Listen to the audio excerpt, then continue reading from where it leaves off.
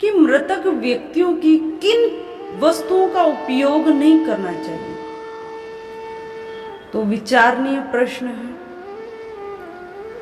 घर में यदि हमारे घर में किसी की अकाल मृत्यु हो जाती है, अकाल मृत्यु अर्थात अभी उसका एक समय काल नहीं था, समय तो किसी का भी निर्धारित नहीं है, परंतु उसकी जो शरीर की एज थी वह यंग थी, वह नौजवान भाई था और अभी उसके कर्तव्य शेष थे और अचानक ज्यादा समय से बीमार नहीं था, अचानक कुछ एक बीमारी आई, तेज बुखार आया, उसके कारण शरीर छूट गया या एक्सीडेंट या अन्य किसी कारण से बिजली के करंट लगकर उसका शरीर छूट गया या आत्महत्या कर उसने अपने शरीर को छोड़ दिया, तो उसको अकाल मृत्यु की श्रेणी में रखा जाता है। तो जो अकाल मृत्यु होती है उन भाइयों की भूल कर भी कभी वस्तुओं का उपयोग नहीं करना चाहिए और उन घर के सदस्यों के द्वारा नहीं होना चाहिए। सबसे पहली वस्तु है कि मृतक व्यक्ति की जो घड़ी होती है, यदि वो पहनते थे और उनके पास वो घड़ी थी, अचानक अकाल मृत्यु को प्राप्त हुए हैं, तो वह घड़ी किसी को नहीं पहननी चाहिए। वो किसी अज्ञात स्थान पर छोड़ सकते हैं या फिर किसी अन्य समाज में उसको वितरित कर सकते हैं, पर घर के जो सदस्य हैं वो उसको धारण न करें।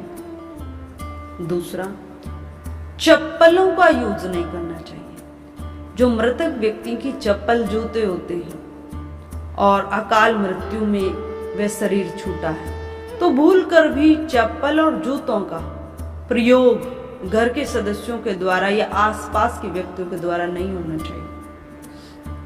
कहीं पर भी हम उनको अन्य गरीब, जो ज्यादा गरीब व्यक्ति हैं उनको पहन सकते हैं, उनको दे सकते हैं, परंतु घर के सदस्यों को उसका यूज नहीं करना चाहिए। तीसरी वस्तु है उसके अपने वस्त्र जो स्वयं वो पहनता था, या तो अग्नि संस्कार यदि होता है तो उसके साथ उनको छोड़ देना चाहिए अग्नि में। यदि अग्नि में नहीं छोड़ते हैं तो किसी गरीब व्यक्ति को वह दे देने चाहिए जो उनको धारण कर सके, परंतु घर के सदस्यों के द्वारा उनको धारण नहीं करना चाहिए, अर्थात घर के सदस्यों को वो नहीं पहनने चाहिए। तो ये विशेष वस्तु मानी गई है और ऐसा कहा गया है कि जो वो शरीर था जो प्रकृति में ही विलीन हुआ है वो उन चीजों को धारण करता था, तो अन्य भी जो उसकी प्रिय वस्तु होती हैं उस व्यक्ति की, वो घर में उस स्थान पर नहीं रखनी चाहिए,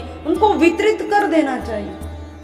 पहले साधु संत महात्मा घर का त्याग कर संत जन जंगलों में वास करते थे और भजन साधन करते थे।